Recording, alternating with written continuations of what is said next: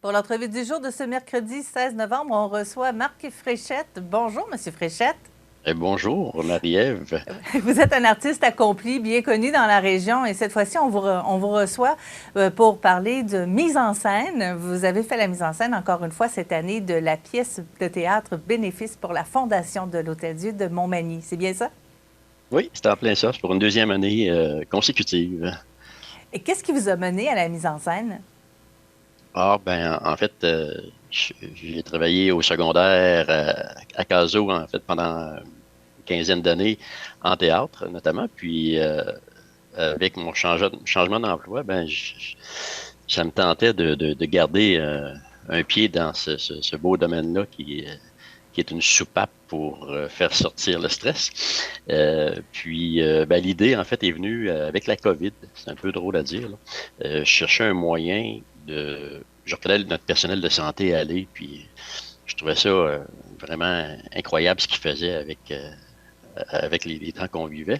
Et je me suis posé la question, comment je peux aider, moi, le réseau, la santé, avec le peu de temps que j'ai aussi. Et c'est le théâtre qui a fait en sorte que j'ai suggéré une pièce de théâtre, mais avec des acteurs qui sont du personnel de la santé, du personnel de l'hôpital.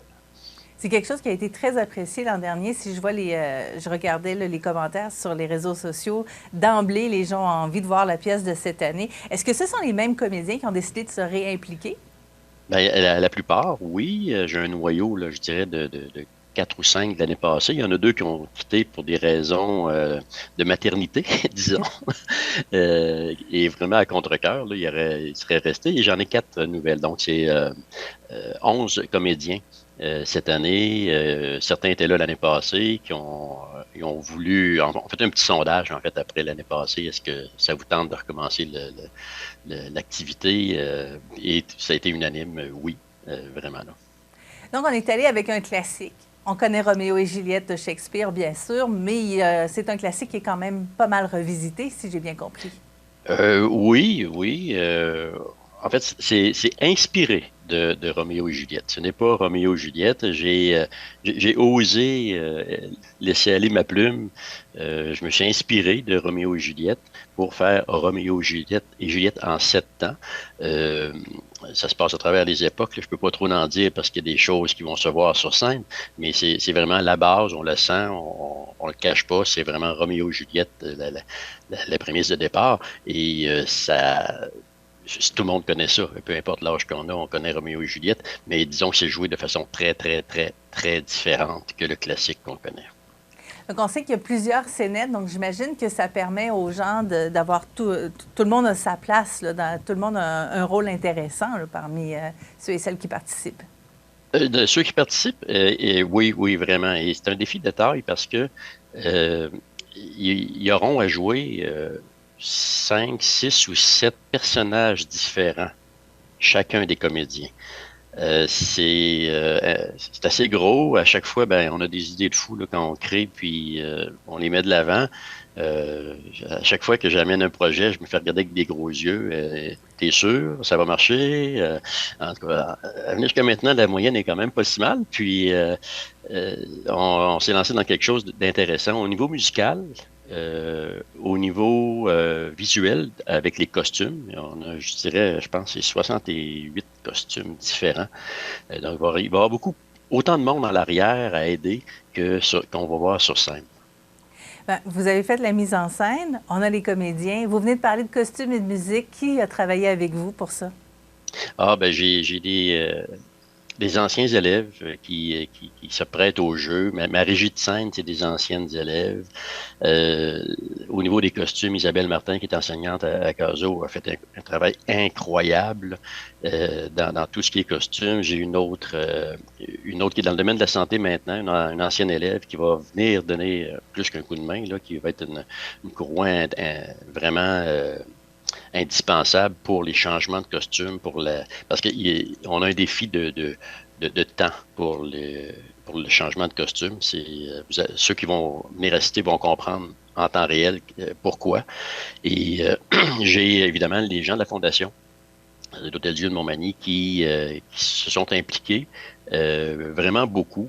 avec la nouvelle directrice générale de la Fondation, qui a pris ça vraiment depuis peu de temps et de très bonne manière. Donc, et tous les comédiens, ben oui, quand on fait du théâtre, on fait pas juste jouer sur scène, on est dans tout ce qui entoure, tous les thèmes qui entourent la recherche de costumes, le temps qu'il donne, juste le temps qu'il donne, c'est vraiment incroyable. Vous parlez de temps, justement, les répétitions et tout. Ça fait depuis combien de temps que vous avez commencé? Ça fait, disons, ça fait depuis le mois de... Ça fait un an qu'on en parle. Aussitôt que l'autre pièce s'est terminée, il y a un an, on a commencé à en parler. En janvier 2022, on a accepté l'idée que j'avais proposée.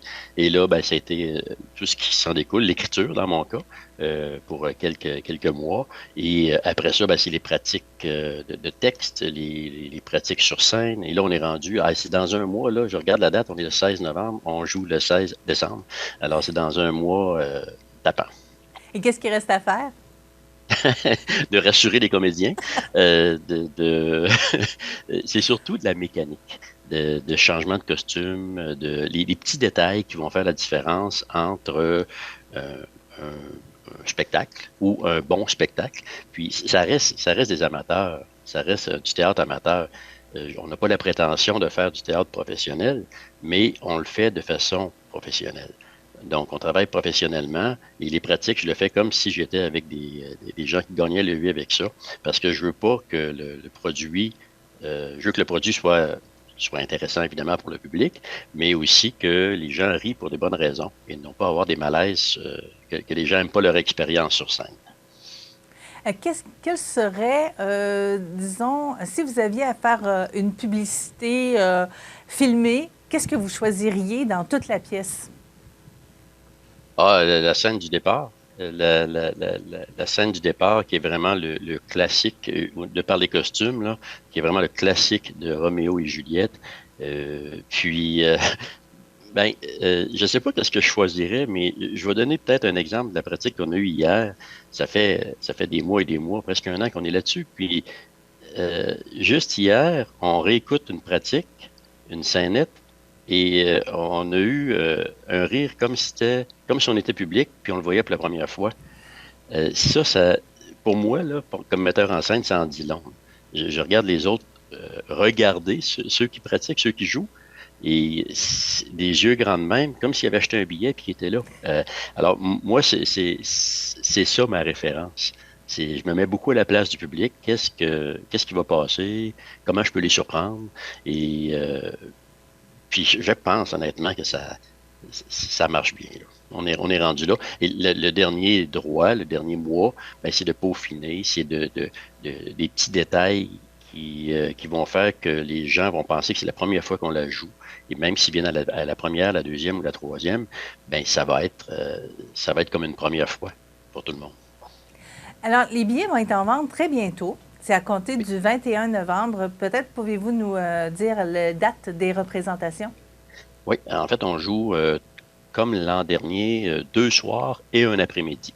Les 16 et 17 décembre, vendredi et samedi à 20 heures. On a mis ça à 20 heures au lieu de 19 heures là, pour donner une chance à nos restaurateurs aussi. Donc, les gens qui vont se sustenter un peu avant. Et le dimanche 18 décembre à 14 heures. Et ça a été très populaire l'année passée. La salle était pleine. On fait 3 soirs, ça s'est coulé dans le béton. 2 soirs et une journée. Et l'année passée, on a vendu, je pense, quelque chose comme, je pense, c'est 1100 billets.